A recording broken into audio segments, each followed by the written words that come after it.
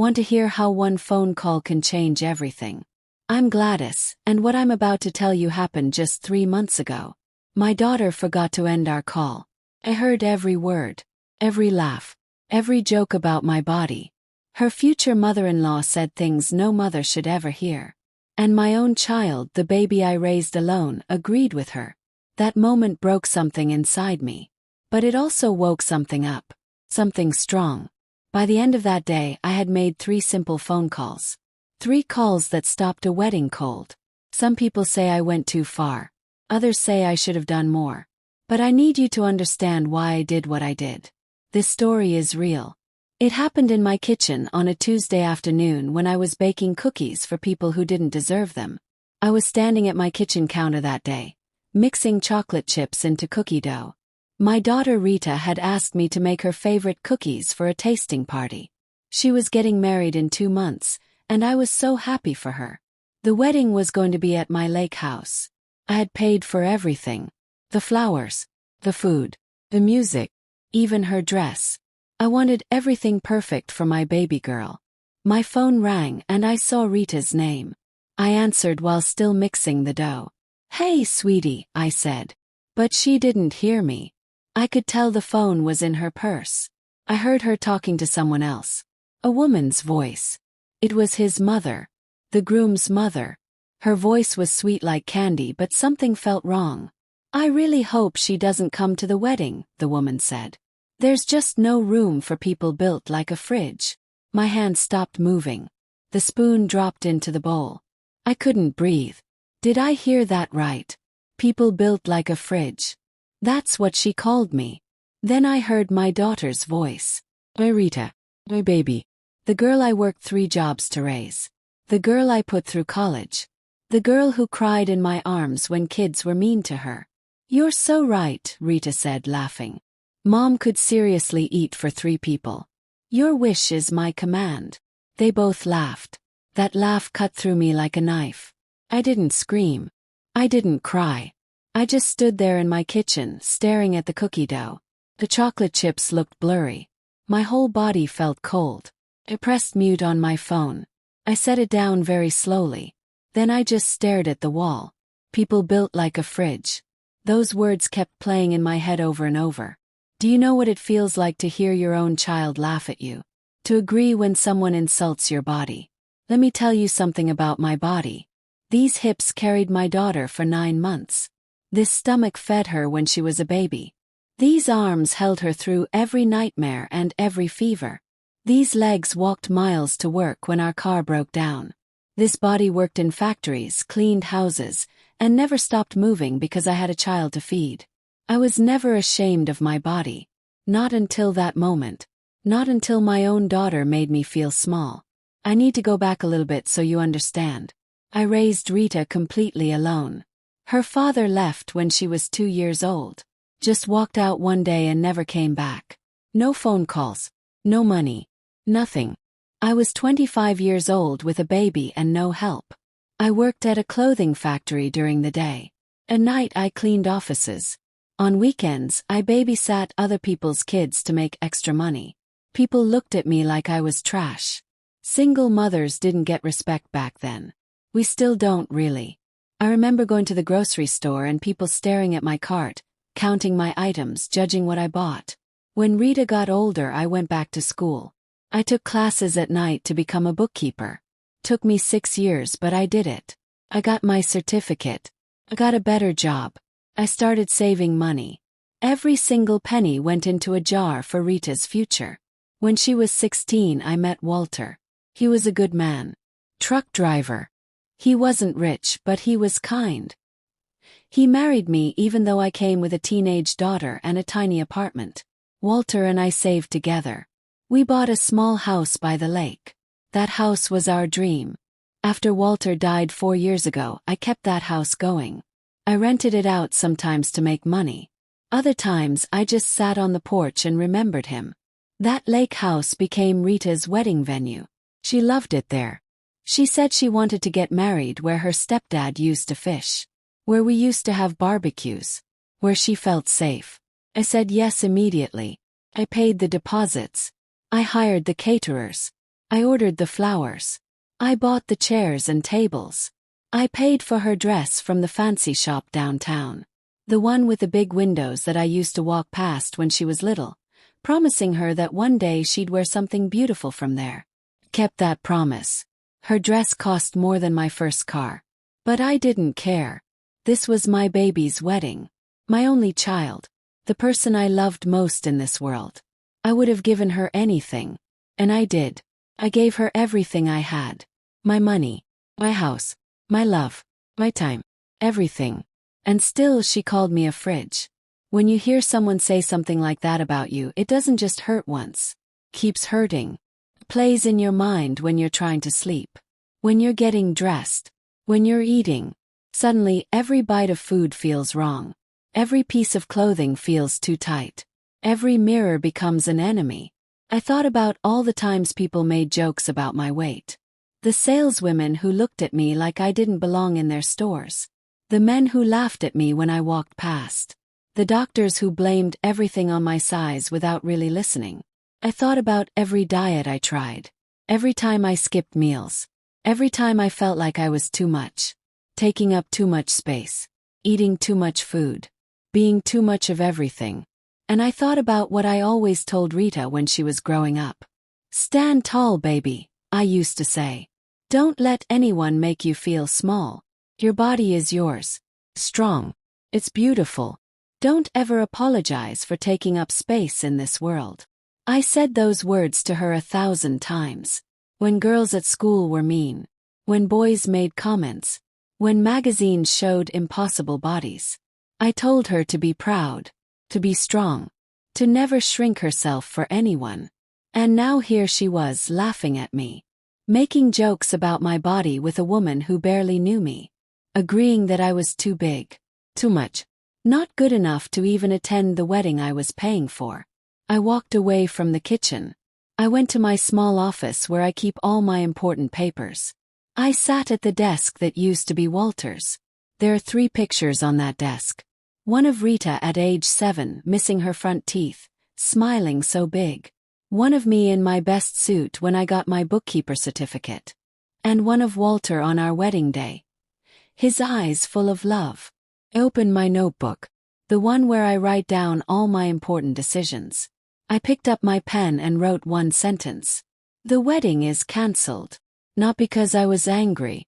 Well, maybe I was. But that's not why I wrote it. I wrote it because suddenly everything was clear. Crystal clear. Like when you clean a foggy window and finally see what's outside. I could see the truth now.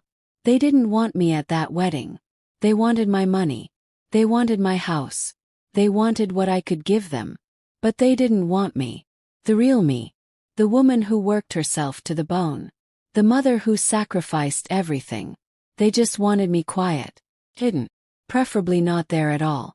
I closed the notebook and took a deep breath. My heart was beating fast, but my mind was calm. When I write something down in that notebook, it becomes real. It becomes a promise I make to myself. And I never break my promises. Some people think getting even means yelling and screaming. Breaking things. Making a big scene. But that's not how I do things. My kind of getting even is quiet. It's about papers and phone calls. It's about being smart, not loud. It's about using the rules that already exist.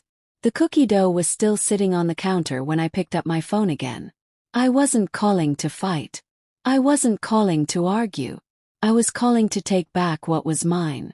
The wedding was over. They just didn't know it yet. First call. I dialed the number for Sandra, the event coordinator. She's the woman who managed all the vendors for the wedding. Sandra and I had talked dozens of times over the past months. She knew me. She trusted me. Mrs. Patterson, she answered on the first ring. Her voice was professional and warm. Sandra, I need to stop everything, I said. My voice was steady and calm. I'm the one paying for this wedding. I'm stopping all the deliveries. I'm stopping all the vendors. Nothing moves forward until I say so. There was a pause. But Sandra didn't argue. She knew I was the one who signed the contracts. She knew my name was on every single paper. I understand, she said quietly. I can see here that you're listed as the primary sponsor. That means you have the right to pause everything. Do you want me to send stop notices to everyone today? Yes, I said. The caterers, the flower people, the rental company, everyone. Tell them to wait for my written permission before they do anything else. I heard her typing on her computer. I'll send the emails right now, she said. I'll copy you on everything so you have records. Is there anything else you need from me? That's all for now, I said. Thank you, Sandra. That call took less than 4 minutes. 4 minutes to stop 6 months of planning. 4 minutes to pull the foundation out from under a wedding that was supposed to happen in 8 weeks. When you pay for something, you have power. That's just how it works. Second call. I called Mr. Chen. He's been my lawyer for 15 years. He helped me when Walter died. He helped me with the house papers. He's a good man who doesn't waste words. Mrs. Patterson, he said when he answered. What can I do for you? I need to change some things, I said. Remember all those gifts I promised? The money I was going to give Rita and her new husband. I need to take all of that back. Cancel everything. And I need to change my will too. Mr. Chen was quiet for a moment. Then he said, I can prepare all the papers you need. But can I ask why? My daughter doesn't need my money if she doesn't want my presents, I said simply.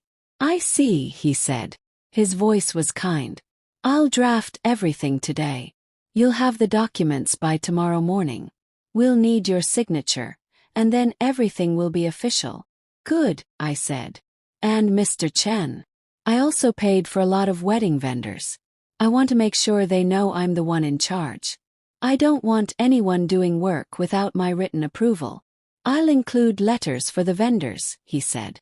Everything will be very clear. No one will be able to move forward without your consent. We talked for a few more minutes about details. Legal words, forms, signatures. But it all meant the same thing.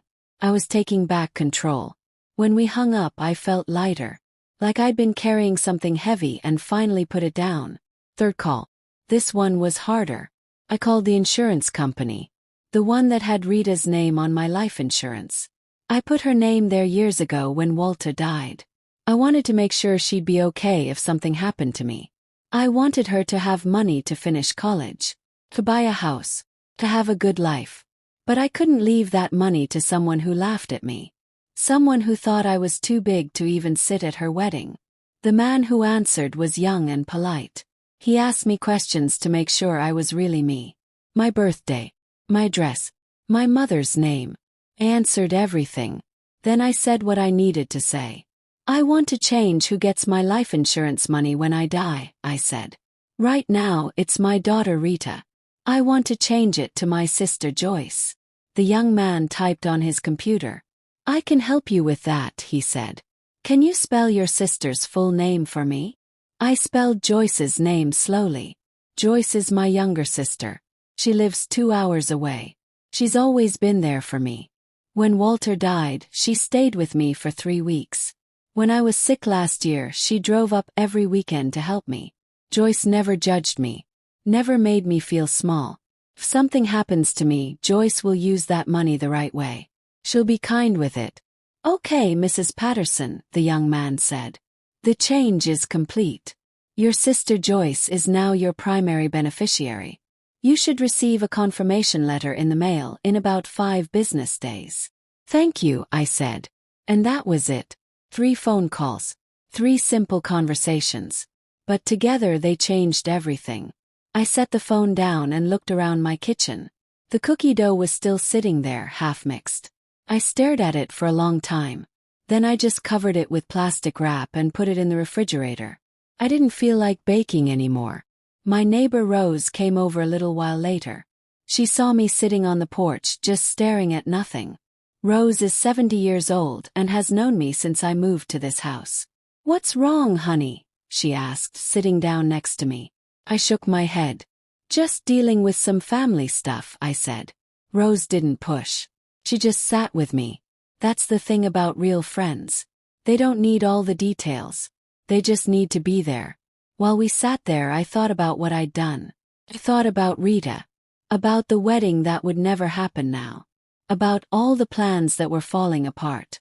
Was I being too harsh? Was I overreacting? Should I have just ignored what I heard? Well, some things you can't ignore. Some hurts cut too deep. By the time the sun started setting, vendors were getting emails. The caterers received notice that everything was on hold. The flower shop got a message saying to stop all preparations. The people renting chairs and tables were told to wait. Each vendor read the same thing. The person paying for this wedding has put everything on pause. No work should continue without written permission from Mrs. Gladys Patterson. Some of them called Sandra, confused. What happened? They asked. Is the wedding still on? Sandra told them all the same thing. The sponsor has requested a pause. I can't share more details. Please wait for further instructions. By evening, word was spreading. Vendors talked to each other. People who work weddings know each other. Whispers started going around. Something happened with the Patterson wedding. Everything stopped. No one knows why. Rita didn't know yet. Her future mother-in-law didn't know. They were probably still laughing about me. Still making jokes. Still planning a wedding they thought was all set. But foundations were crumbling. The ground under their perfect plans was shifting. And they had no idea. That's the thing about quiet revenge. It moves faster than anger. It works better than shouting. By the time people realize what's happening, it's already done. I went inside and made myself dinner. Just a simple sandwich and some soup. I sat at my small kitchen table and ate slowly. The house was quiet. Walter's chair sat empty across from me like always. I missed him so much in that moment. Walter would have known what to say. He always did. But Walter was gone. And I had to handle this myself. After dinner, I pulled out my notebook again. I looked at what I'd written. The wedding is cancelled. Those 4 words felt both heavy and light at the same time. Let me tell you more about Rita so you understand why this hurt so much. Rita was born on a snowy morning in February. I was alone at the hospital. Her father was supposed to be there, but he was drunk somewhere. I held that tiny baby in my arms and made a promise. I will give you everything I never had, I whispered to her. You will never feel unwanted. You will never feel small. You will be loved. And I kept that promise. Every single day. When Rita was in elementary school, she entered a drawing contest. She worked so hard on her picture. It was a drawing of our apartment with a big sun above it. She used every crayon we had. She was so proud of it. But when the winners were announced, Rita didn't win. The prize went to a boy whose drawing looked like his mom helped him. Rita came home crying. Her little shoulders shaking with disappointment. I knelt down and looked her in the eyes. Baby, listen to me, I said. Sometimes life isn't fair. Sometimes people don't see how special you are. But that doesn't mean you're not special. That doesn't mean your work wasn't good. You keep trying. You keep doing your best. You never let them make you feel small. She nodded, wiping her tears. Should I write a letter? She asked. To tell them it's not fair. Smiled. If you want to, we can do that together. We sat at our tiny kitchen table and wrote a letter to the school. Rita told them how hard she worked. How much time she spent. How it felt unfair that someone else won when maybe they had help. The school never answered our letter. But that wasn't the point. The point was teaching Rita to speak up. To use her voice. To not stay quiet when something was wrong. Years later, when Rita was in high school, we had different talks. The kind mothers and daughters have on hot summer nights when the air is too thick to stay inside. We'd sit on the front steps of our apartment building watching cars go by. Rita asked me once if our family was cursed. She said her grandmother used to talk about how all the women in our family ended up alone. We're not cursed, baby, I told her. We just make bad choices sometimes. We pick men who don't deserve us. We stay too long in situations that hurt us. But that's not a curse. That's just learning. And you can choose different. Rita was quiet for a while. Then she said, Is that why you stayed with Dad even though he was mean? My chest tightened. Rita rarely talked about her father. Yes, I admitted. I thought I could fix him. I thought if I was patient enough, kind enough, small enough, he would change. But you can't fix people who don't want to be fixed. What made you finally leave? She asked. One day, I looked at you playing with your dolls, I said. You were singing to them, being so gentle. And I thought, what am I teaching her? What is she learning by watching me accept this treatment? I didn't want you to grow up thinking this was what love looked like. Rita leaned her head on my shoulder. I'm glad you left, she whispered. Me too, baby, I said. Me too. Those talks shaped who Rita became. Or at least I thought they did. I thought I'd taught her to be strong, to demand respect, to never shrink herself for anyone. But somewhere along the way something changed. Maybe when she met David, her future husband. Or maybe when she met his family. His mother especially. That woman had money, had status, had a big house in the nice part of town.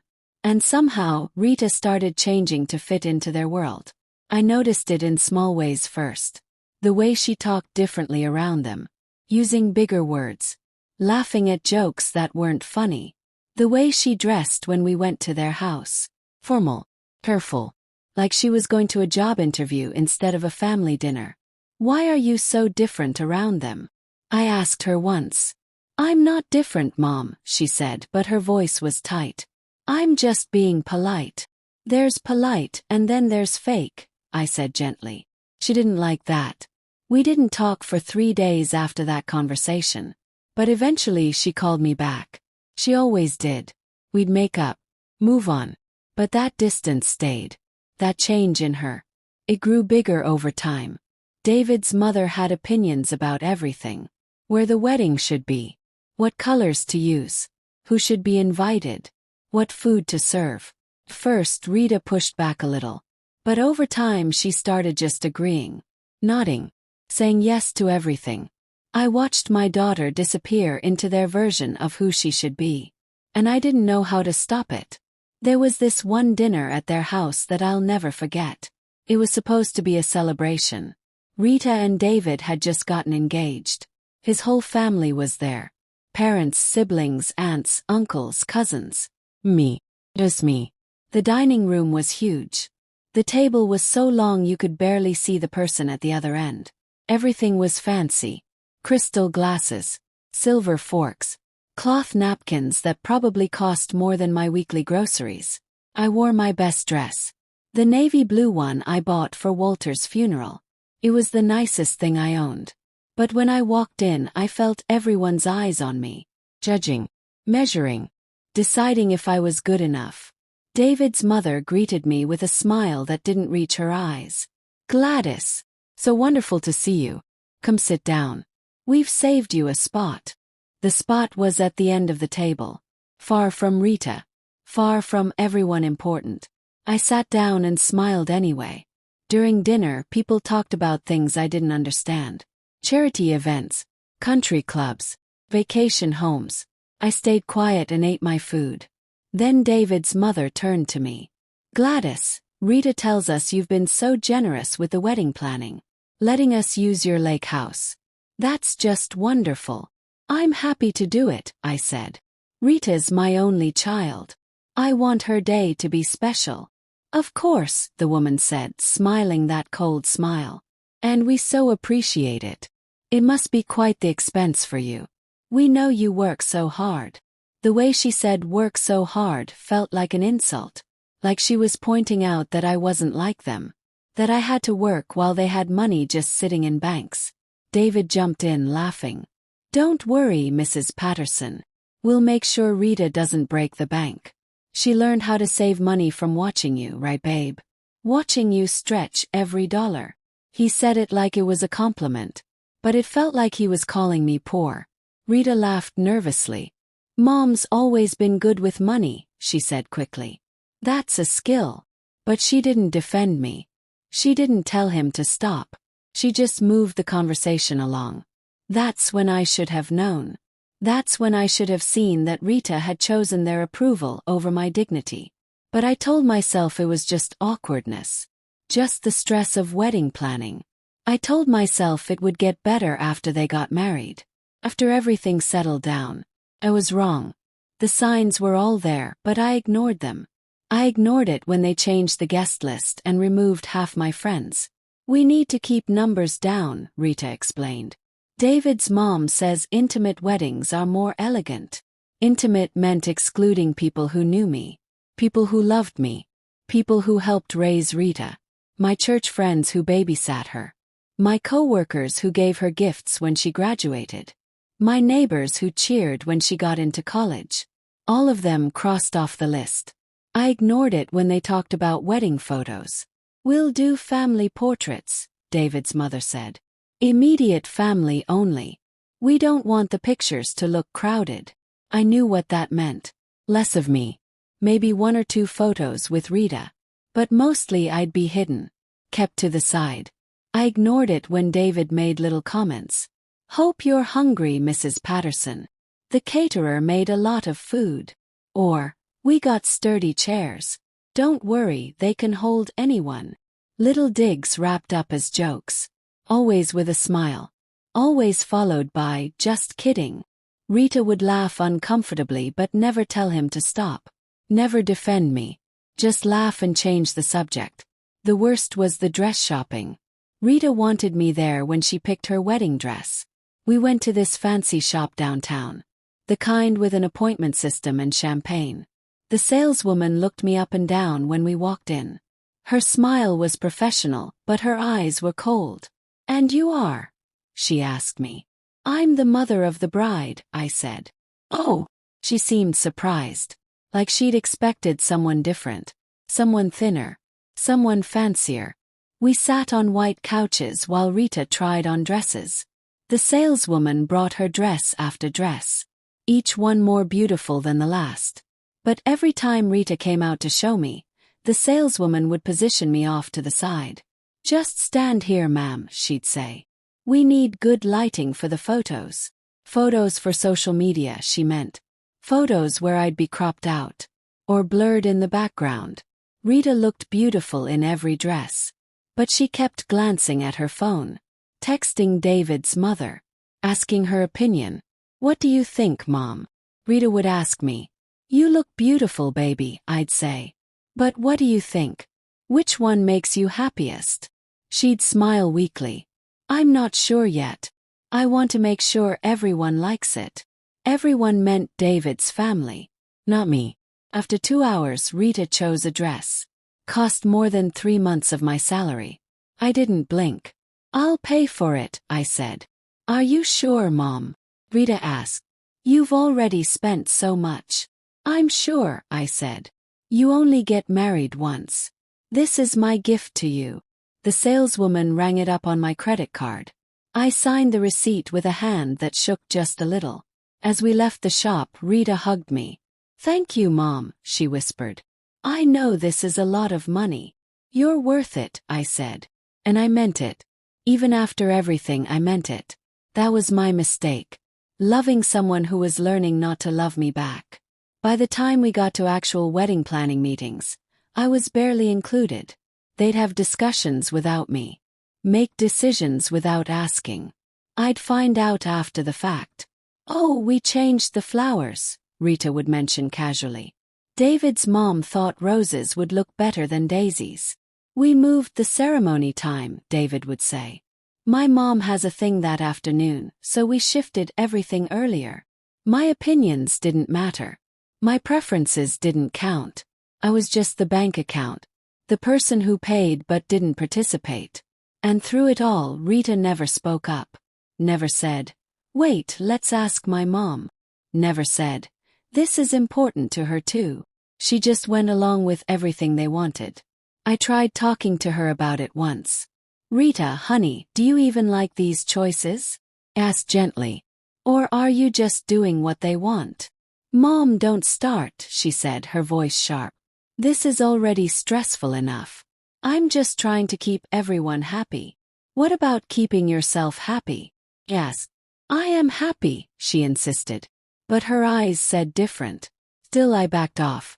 I didn't want to be the difficult mother. the one who caused problems. So I stayed quiet, paid the bills. I smiled at the meetings. I pretended everything was fine. Until that phone call. Until I heard what they really thought of me. That's when everything became clear. That's when I realized I hadn't been protecting Rita by staying quiet. I'd been teaching her that it was okay to let people disrespect me. And worse, I'd been teaching her that it was okay to disrespect me herself. That moment in my kitchen, listening to them laugh, was the moment I woke up. The moment I realized that love without respect isn't really love at all. It's just obligation. It's just guilt. It's just people using your kindness until there's nothing left. I thought about all of this while sitting at Walter's desk that evening. I thought about every sacrifice, every double shift, every skipped meal so Rita could have new shoes, every birthday where I pretended I didn't want anything so she could have more presents, every time I made myself smaller so she could have more room to grow. And for what? So she could laugh at me with strangers. So she could agree when they insulted me. So she could erase me from her wedding while keeping my money. Well, that stops now. That stops today. By the next morning, everything was in motion. Sandra had sent notices to every vendor. The caterers called her, confused. "We've already ordered all the ingredients," they said. "We've planned the menu. Can we at least get partial payment?" "The contract states that the sponsor must approve all work," Sandra explained. "Until Mrs. Patterson gives written approval, no work continues and no payments are processed." The flower shop was upset. "We've been growing specific roses for this wedding," the owner said. "They're already in bloom. What are we supposed to do with them?" "I understand your concern," Sandra said calmly. "But my hands are tied. The person paying for this wedding has put everything on hold. I suggest you contact Mrs. Patterson directly if you want clarification. The rental company wanted to deliver chairs and tables. They're scheduled for delivery next week," they said. "Where should we bring them?" "Nowhere," Sandra said. "Store them in your warehouse. Wait for further instructions." One by one, every piece of the wedding stopped moving, like a clock that someone forgot to wind. By noon, vendors were talking to each other, comparing notes, trying to figure out what happened. Some of them called me directly. I didn't answer. I let it go to voicemail. Each message was some version of the same thing. "Mrs. Patterson, this is the caterer. We need to know if we should continue with the wedding preparations. Please call us back." I deleted every message without responding. This wasn't cruelty. This was clarity. I wasn't going to explain myself to strangers. Meanwhile, Mr. Chen was working on the paperwork. He emailed me documents to review. Legal forms that took back every financial promise I'd made. The gift of money I'd promised to give Rita and David. Cancelled. The transfer of some land I owned that I'd planned to give them. Up. The trust fund I'd set up for their future children. Dissolved. Every single financial thread that connected me to that wedding got cut.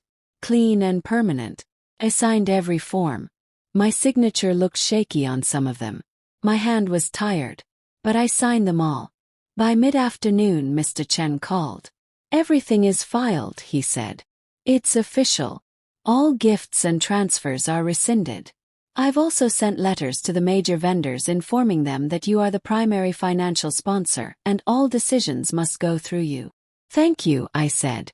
"There's one more thing," Mr. Chen said carefully. "Rita is listed on some of your accounts. Joint access for emergencies. Do you want to change that?" I hadn't thought about that. Rita could access my savings account, my checking account. It was set up that way in case something happened to me. In case I had a medical emergency and someone needed to pay my bills. But now I didn't trust her with that access. "Yes," I said quietly. "Remove her from everything. Make it all just me again." "I'll have the bank forms ready tomorrow," he said. Another thread cut. Another connection severed. By evening my phone started ringing. First it was David's mother. I didn't answer.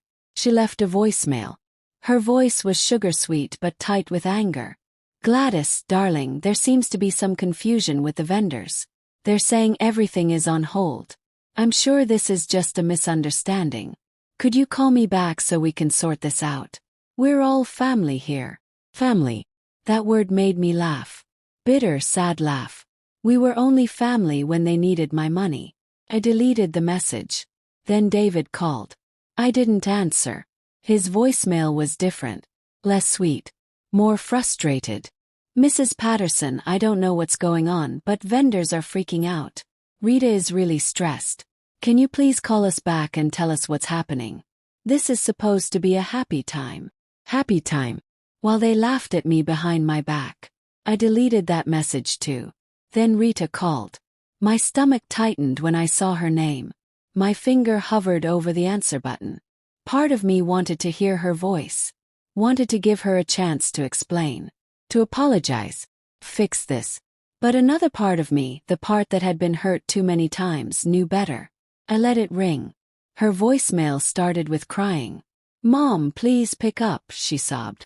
I don't know what's happening. Everyone's calling me. The vendors are stopping everything. David's family is asking me questions I can't answer. Mom, please. Please call me back. I need you. I listened to the whole message. Then I saved it. Not to use against her. Just to remember.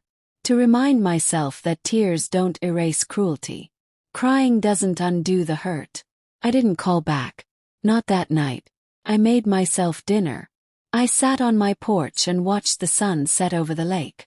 The water was calm and still. Birds sang in the trees. Everything outside was peaceful. Inside, my heart was breaking. But sometimes things have to break before they can heal right. I went to bed early. But I couldn't sleep. I kept thinking about Rita as a little girl. Her laugh. Her hugs. The way she used to climb into my lap when she was scared. The way she'd hold my hand crossing the street. The way she believed I could fix anything. Where did that little girl go? When did she stop believing in me? When did I become someone to be ashamed of instead of proud of? Cried that night. Quietly into my pillow. Not because I regretted what I'd done. But because it hurt. Because loving someone who hurts you is the worst kind of pain. The next morning my phone exploded. Texts, calls, voicemails. All from Rita and David's family. All demanding to know what was happening. I ignored every single one. Instead I got dressed. I put on my best outfit. I did my hair. Put on lipstick. Then I drove to the bank.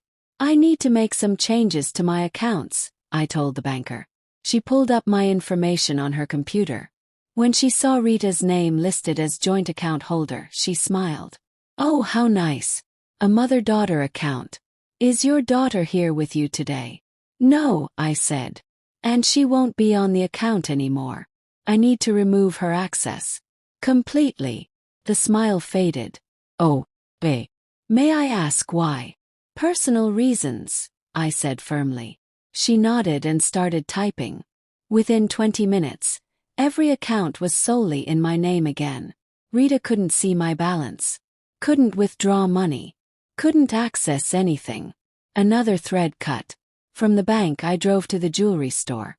Years ago, I'd bought a ring for Rita. It was my mother's ring. A simple gold band with a small diamond. Nothing fancy, but it meant something. It was supposed to be passed down through our family. I'd planned to give it to Rita on her wedding day. I'd like to put this in a safety deposit box, I told the jeweler, sliding the ring across the counter. Of course, he said. Special occasion. Something like that, I said. The ring went into a box. The box went into a vault. Another piece of the wedding removed. By the time I got home, there were 17 missed calls. I didn't listen to any of them. Instead, I made lunch. I sat at my kitchen table and ate slowly. Then I took out my notebook again and wrote a list. Things I needed to do. People I needed to call. Plans I needed to make. At the top of the list I wrote, take care of myself first. That's something I'd forgotten how to do. For so long everything was about Rita. Her needs. Her dreams. Her happiness. But what about me? What about my needs? My dreams? My happiness? When did I stop mattering? I was so deep in thought that I didn't hear the car pull up. Didn't hear the footsteps on my porch. Didn't hear anything until there was loud knocking on my door. Mom, open up. I know you're in there. Rita's voice, loud and angry. I sat very still, my heart pounding. Mom, please. We need to talk. You can't just ignore me. More knocking. Harder now. I stood up and walked to the door. I looked through the peephole. Rita was there, her face red and blotchy from crying. Behind her, in a car in my driveway, I could see David and his mother. They'd all come together, like this was some kind of intervention. I opened the door slowly. Rita's eyes were desperate. Mom, what is happening? Why are you doing this? Doing what? I asked calmly. Stopping the wedding. Pulling all the money. Changing everything. What is going on? She was almost shouting. I glanced past her at the car. David's mother was watching us through the window. Her face was tight with anger. Why did you bring them? I asked Rita quietly. Because they're my family too, Rita said. We need to talk about this together. No, I said simply. This is between you and me. If you want to talk, they need to leave. Mom, that's ridiculous. They're part of this. It's their wedding too. Is it? Yes. Because it sure seems like it's their wedding. Their choices, their plans, their jokes. Rita froze. Her eyes went wide. What? What do you mean? You know exactly what I mean, I said quietly. My voice wasn't angry. It was just sad. Mom, I don't. You forgot to hang up, I said. 2 days ago. You called me, but you didn't realize the phone was still connected. I heard everything. Every word. Every laugh. The color drained from Rita's face. Mom. People built like a fridge, I said, my voice steady even though my heart was breaking. That's what his mother called me. And you agreed. You laughed. You said I could eat for 3 people. Rita's mouth opened and closed like a fish. No words came out. So no, Rita. I'm not going to stand here and have a conversation with the people who think it's funny to insult me. If you want to talk to me, you do it alone. Like a daughter should. Tears started streaming down Rita's face. Mom, it wasn't. We were just. It was just. Just what? Yes. Just a joke. Just something everyone laughs about. Just me being sensitive. No, Rita cried. I didn't mean it like that. Please, Mom. Sorry. I'm so sorry. Are you sorry you said it or sorry I heard it? Yes. Rita couldn't answer. Behind her, David got out of the car. Mrs. Patterson, can we please just talk about this reasonably? He called out. This is between me and my daughter, I said, not looking at him. You're not welcome on my property. That's pretty harsh, he said, walking closer. Especially when we've all been nothing but kind to you. Kind, I repeated. Is that what you call it? David's mother got out of the car too. She walked up to my porch like she owned it. Gladys, let's be adults about this, she said, her voice dripping with fake kindness. Clearly there's been some misunderstanding. No misunderstanding, I said. I heard exactly what you said, what you both said, and what my daughter said in response. The woman's face went hard. The fake sweetness disappeared.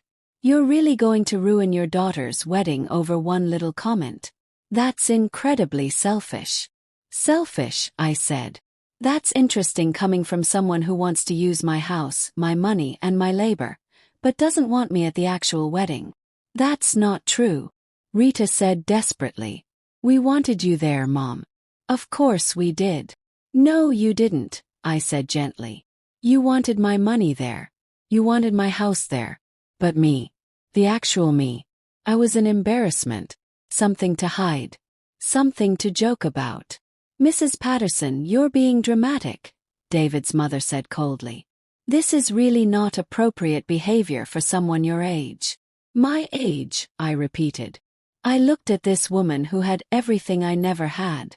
Money, status, big house, fancy car. But she didn't have what I had. She didn't have dignity. You know what I've learned. I said quietly. Money can't buy class. You can have all the wealth in the world, but if you treat people like they're beneath you, you're still small inside. The woman's face flushed red. How dare you? I dare because this is my property, I said. And you're not welcome here. Any of you. The wedding is not happening at my house. The money I was going to give is no longer available. Everything I promised is rescinded. It's over. You can't do that, David said, his voice rising. It's all planned. We've told people. We've made commitments. You made commitments using my resources without my respect, I said. That's your problem, not mine. Rita was sobbing now.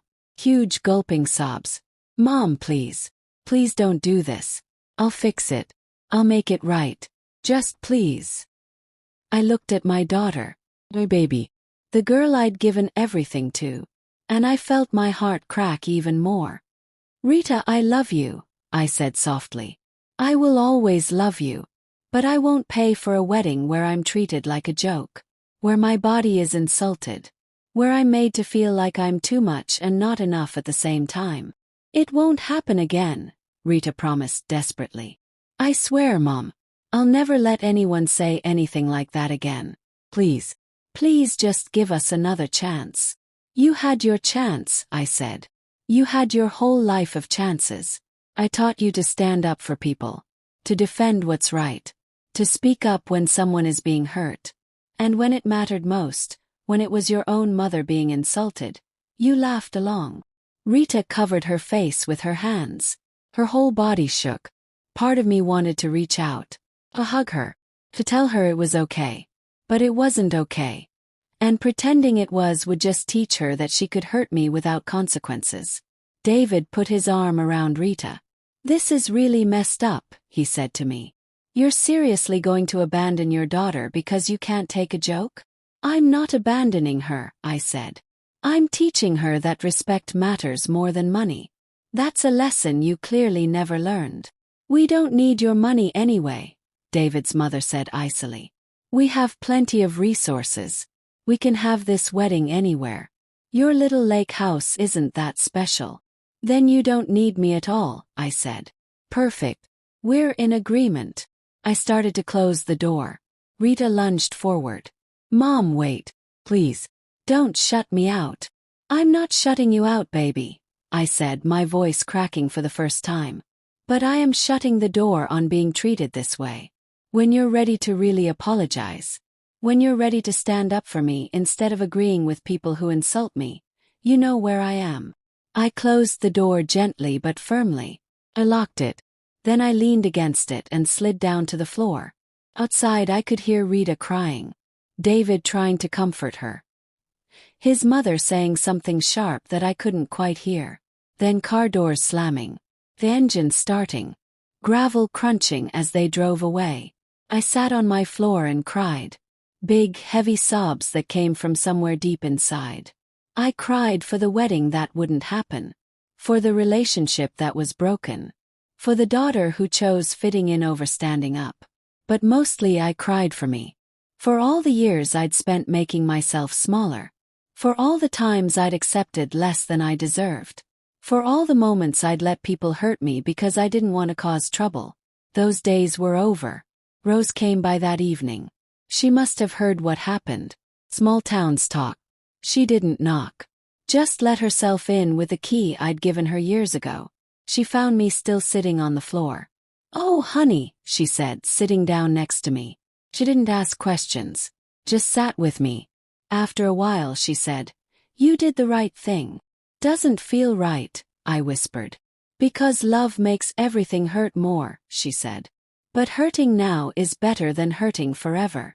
We sat there together until the sun went down. Then Rose helped me up, made me tea, and stayed until I fell asleep on the couch. That's what real love looks like. Not fancy words or big gestures. Just showing up. Just being there. The next few days were hard. So hard. Every time my phone rang, my heart jumped, hoping it was Rita calling to really apologize. But it was always vendors. Or lawyers. Or people asking what happened. I stopped answering. Mr. Chen handled everything. He sent official letters to everyone. Clear and simple. Mrs. Gladys Patterson has withdrawn her financial support for the wedding. All contracts involving her property or funds are terminated. Please direct any questions to this office. The reactions varied. Some vendors were understanding. We're sorry to hear about the family situation, they'd say. We hope everything works out. Others were angry, especially the ones who'd already spent money on supplies. They threatened to sue. Mr. Chen handled them too. Review your contracts, he'd tell them. Mrs. Patterson was listed as the sponsor with final approval rights. She's within her legal rights to withdraw support. Slowly the calls stopped. The angry messages stopped. The wedding that was supposed to happen in 6 weeks quietly disappeared. Like it had never existed. I heard through Rose that David's family tried to put together a different wedding. A quick one at their country club. But without my money, without my lake house, without the vendors who were already booked, it was a disaster. Nothing came together right. The club was already booked for the date they wanted.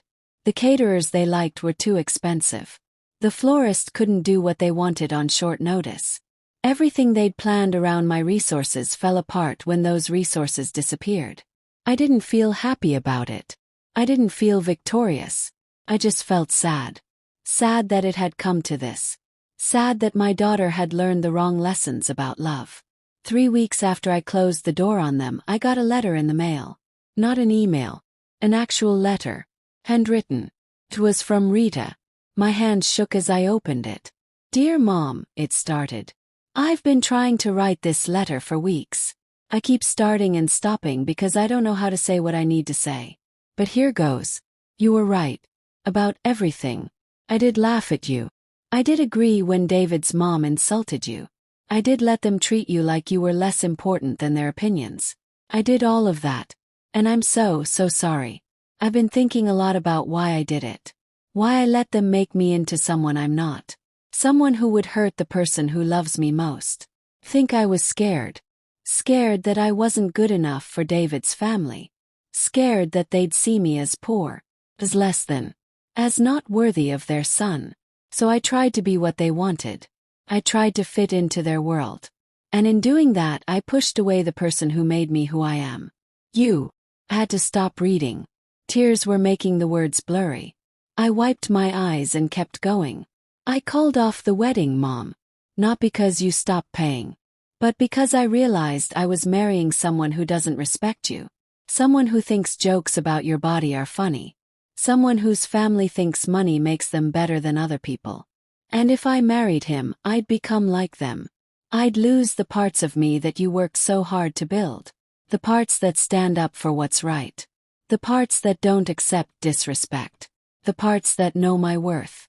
I don't expect you to forgive me right away. I don't even know if you can forgive me at all. But I needed you to know that I'm sorry. I'm sorry for laughing. I'm sorry for not defending you. I'm sorry for choosing their approval over your dignity. You deserved better from me. You always deserved better. I love you, Mom. I hope someday I can prove that to you again. Love, Rita. I read the letter 3 times. Then I folded it carefully and put it back in the envelope. I didn't call her. Not yet. I needed time to think, feel, to decide what forgiveness looked like. But that night I slept better than I had in weeks. A few days later, I was at the grocery store when I ran into David's mother.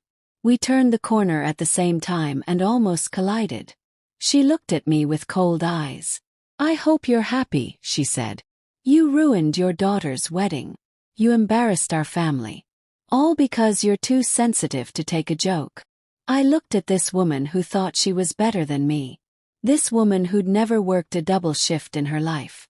Who'd never struggled to pay rent. Who'd never had to choose between buying groceries or buying medicine. I didn't ruin anything, I said calmly. I just stopped paying for my own humiliation. There's a difference. You're vindictive and cruel, she spat. Just like everyone said you'd be. Everyone? Yes. Oh, you mean you've been talking about me? Interesting. What else did everyone say? She pressed her lips together, realizing she'd said too much. At least my son is free now, she said. Free from your daughter and her grasping, opportunistic family. That word, grasping, coming from a woman who wanted to use my house for free. Your son is free to find someone else whose mother he can mock, I said. Someone else whose family he can look down on. I'm sure there are plenty of people out there willing to accept disrespect for the privilege of joining your family. I walked past her without waiting for a response. My head held high. In the checkout line my hands were shaking. But it was a good shake. The shake of standing up for yourself. The shake of not backing down. I got home and sat on my porch with a cup of coffee. The lake was beautiful that day. The water sparkled in the sun. Birds sang. Everything felt clearer somehow. My phone rang. It was Rita. This time I answered. Hello, Mom. Her voice was small, hesitant. Hi, baby. Did you get my letter? I did. There was a long pause. I meant every word, Rita said. I know, I said softly. Can I come over to talk? Just me. No one else. Thought about it. Part of me wanted to say no. To make her wait longer. To make her hurt the way I'd hurt. But that's not who I am. That's not who I raised her to be. Yes, I said. You can come over. When? Whenever you're ready. I'm ready now, she said. I've been ready. Then come now. 30 minutes later, Rita's car pulled into my driveway. She got out slowly, walking to my porch like she wasn't sure she was welcome. I opened the door before she knocked. We stood there looking at each other. My daughter. My baby. She looked tired. Her eyes were red from crying. She'd lost weight. Hi, Mom, she whispered. Hi, baby, I said. And then we were hugging. Both of us crying. Both of us holding on tight. We went inside and sat at the kitchen table. The same table where I'd sat so many times planning her wedding. Dreaming of her special day. I'm sorry, Rita said again.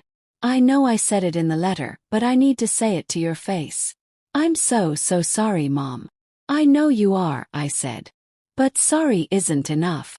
You need to understand why what you did hurt so much. I do understand, she said. Or at least I'm trying to. You laughed at me, Rita, I said, my voice shaking. You agreed when someone insulted my body. The body that carried you, fed you, worked for you.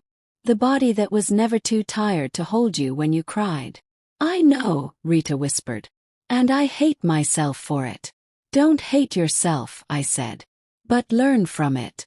Learn that fitting in isn't worth losing yourself. Learn that other people's approval means nothing if you lose your own respect. Rita nodded, tears streaming down her face.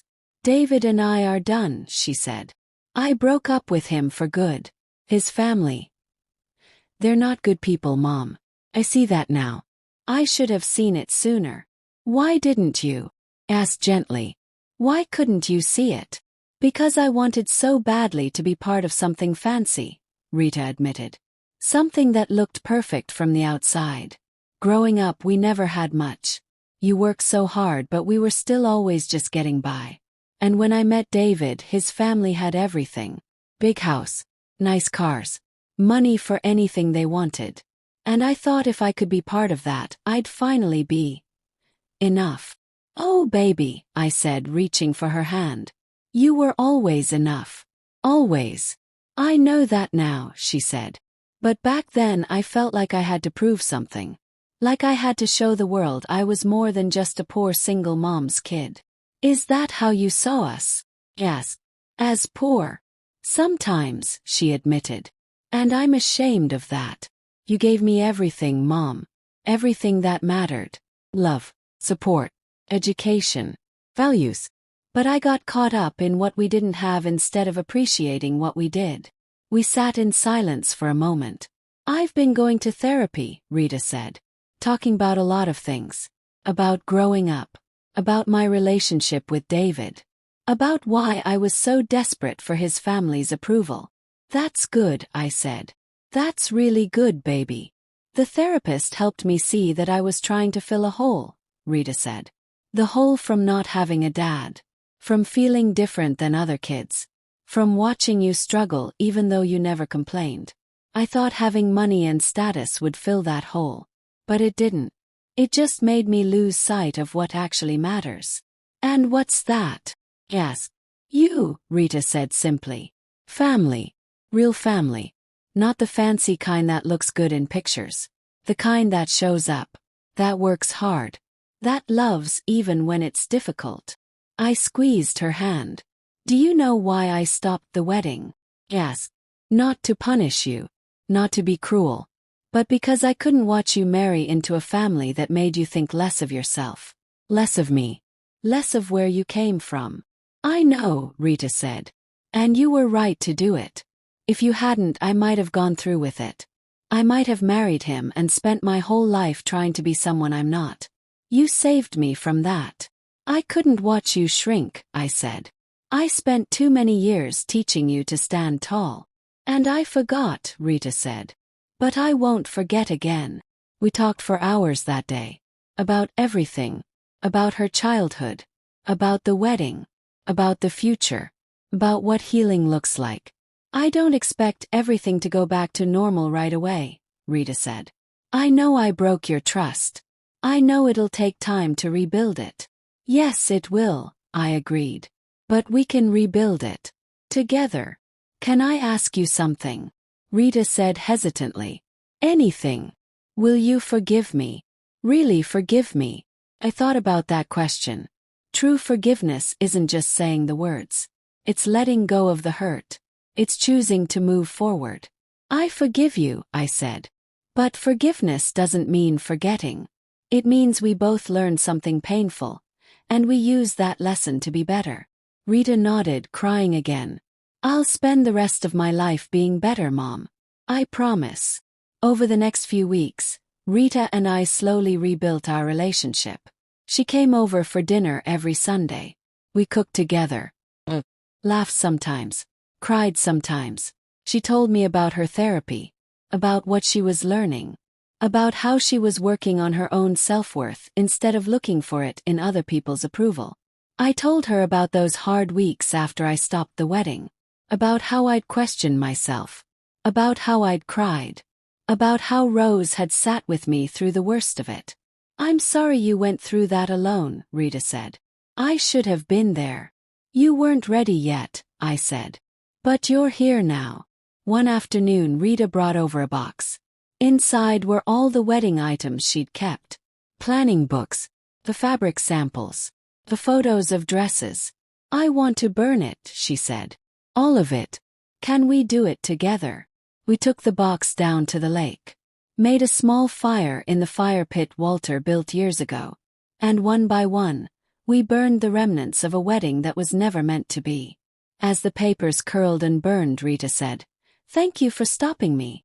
From what? From making the biggest mistake of my life. We watched the fire until it died down to embers. Then we sat on the dock, our feet dangling in the water. What do you want for your future now? Asked Rita. I don't know, she said honestly. But I know I want to build something real. Not something that looks good from the outside but feels hollow inside. Something real. That's a good place to start, I said. And Mom? Yes, baby. I want you in it. In my future. Whatever it looks like. I want you there, front and center, not hidden in the back. I put my arm around her shoulders. I'll always be here, baby. Always. As the sun set over the lake that evening, I thought about everything that had happened. Pain. The betrayal. The standing up for myself. The rebuilding. Was it worth it? The answer was yes. Because sometimes love means letting things fall apart so they can be built back stronger. Sometimes it means saying no instead of always saying yes. Sometimes it means choosing your own dignity over keeping the peace. I didn't ruin a wedding. I saved my daughter from a marriage that would have slowly erased who she really was. I saved myself from a lifetime of being treated as less than. I saved us both from accepting a version of love that required us to be smaller. Over the following months, life found a new rhythm. Rita got that job she'd applied for. The one in health policy. She was good at it. Passionate about it. Happy in a way I hadn't seen her happy in years. She moved into a small apartment. Nothing fancy, but it was hers. She decorated it herself. Invited me over for dinner. Cooked meals I'd taught her to make. We were building something new. Different from before. But better. Stronger. More honest. I started using some of that wedding money for myself. I took a trip I'd always wanted to take. I bought some new furniture. I donated to causes that mattered to me. I used my resources for my own joy instead of always putting everyone else first. Rose watched this transformation with knowing eyes. "You look lighter," she observed one day. "I feel lighter," I admitted. "Like I've been carrying something heavy for years and finally put it down." "That's what happens when you stop trying to earn love you should have gotten freely," she said. "You stop contorting yourself into shapes that don't fit." I thought about that a lot. About how much of my life I'd spent trying to earn my place. Trying to prove I was worthy. Trying to show I deserved respect. But respect isn't something you earn. It's something you require. It's something you refuse to live without. Word got around town about what happened. Some people thought I was too harsh. She could have just talked to them, they'd say. She didn't have to cancel the whole wedding. But others understood. Especially the women who'd been made to feel small their whole lives. They'd stop me at the store or at church. "Good for you," they'd whisper. "I wish I'd had your courage." One woman, a neighbor I barely knew, pulled me aside one Sunday. "My daughter is getting married next year," she said. "And she's starting to change. Starting to let his family push her around. I'm going to tell her your story. I'm going to tell her that it's okay to stand up for yourself, even when it's hard. Tell her sooner rather than later," I advised. "The earlier you set boundaries, the easier it is."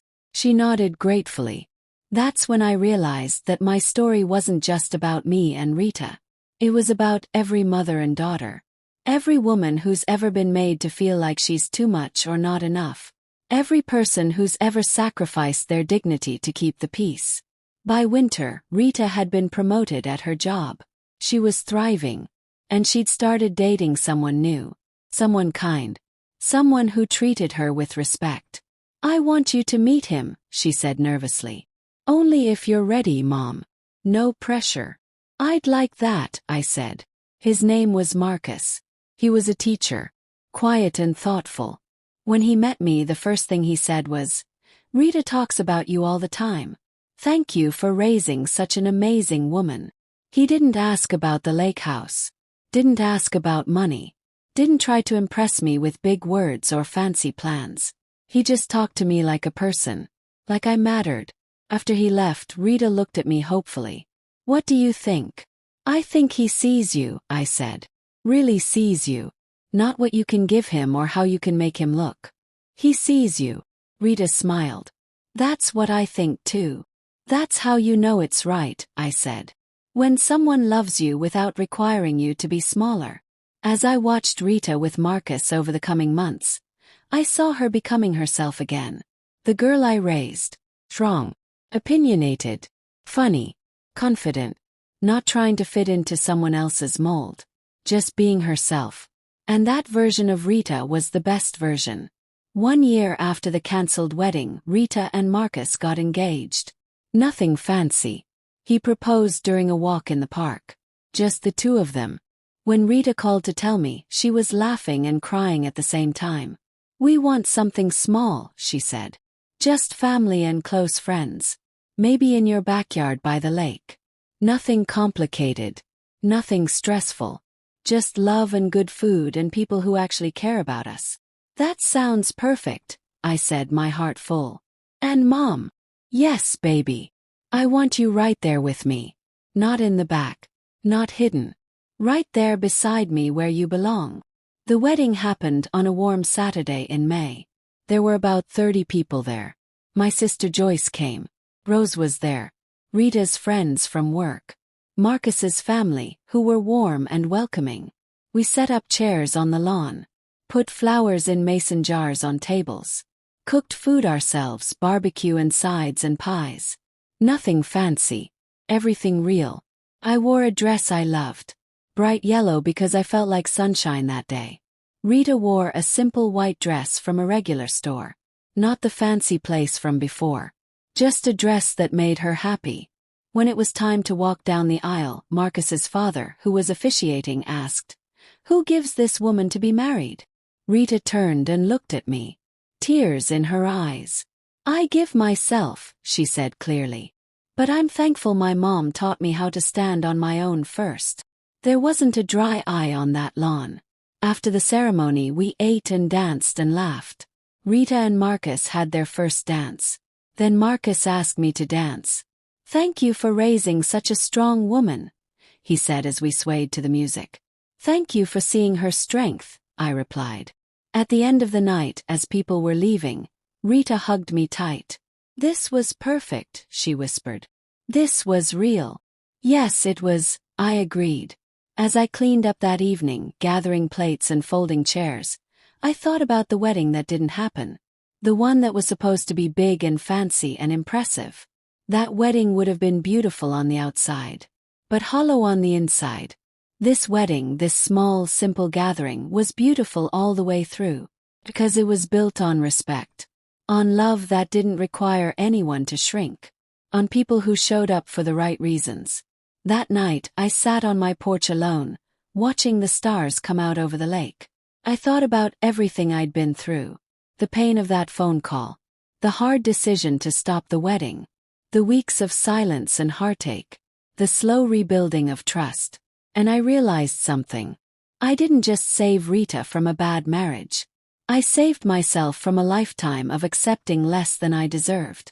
I taught both of us that love without respect isn't really love. Just people using each other. Real love builds you up. Makes you stronger. Celebrates who you are, not who you can pretend to be. As I sat there, my phone buzzed. Text from Rita. "Thank you for everything, Mom. For raising me right. For not giving up on me even when I gave up on myself. For showing me what real strength looks like. I love you." Texted back. "I love you too, baby. Always have, always will. Proud of the woman you've become." And I meant every word. The next morning, I woke up feeling peaceful. The kind of peace that comes from knowing you did the right thing, even when it was hard. I made coffee and sat on my porch. The lake was calm. The sun was rising. Everything felt new. Rose came by with fresh muffins. "How does it feel?" she asked, sitting beside me. "What?" "Being free. Really free." "Thought about that." "It feels good," I said. "It feels right." "You did what a lot of women can't do," Rose said. "You stood up for yourself even when it cost you something precious." "It didn't cost me Rita," I said. "Not really. It just cost me a version of Rita that wasn't real anyway." "Exactly," Rose said. "You cleared away the fake to make room for the real." We sat in comfortable silence, eating muffins and watching the lake. "You know what I learned through all of this?" said. "What's that?" "That I matter. My dignity matters. My feelings matter.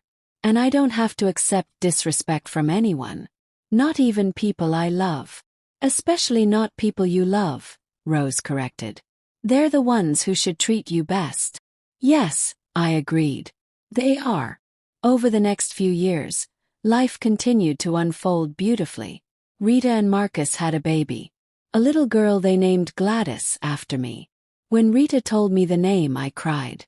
"I want her to be strong like you," Rita said, holding the tiny baby. "I want her to know her worth. I want her to never let anyone make her feel small." "She will be," I said, holding my granddaughter for the first time. "Because you'll teach her. And you know how to teach her now." As I held baby Gladys, I thought about all the lessons I'd learned in my life. About standing tall. About requiring respect. About loving yourself enough to walk away from situations that hurt you. These were lessons I'd passed to this baby girl. Through her mother. Through me. Through the story of a wedding that never happened but taught us everything that mattered. Now, when people ask me about that time, about the canceled wedding, about the hard choices I made, I tell them the truth. I didn't ruin a wedding, I say. I saved 2 lives. My daughter's and my own. Because that's what really happened. I saved us from a future where love required us to be less than we were. Where acceptance meant swallowing insults. Where family meant being grateful for crumbs while others feasted. I saved us from that. And in doing so, I gave us both the greatest gift. The gift of knowing our worth. Of standing in our truth. Of refusing to shrink for anyone. That's not revenge. That's love. Real, true, fierce love. The kind that protects. The kind that empowers. The kind that says, you are worth more than this. And we were. We are. We always will be. As I finish telling you this story, sitting on my porch with a lake stretching out before me, I want you to know something.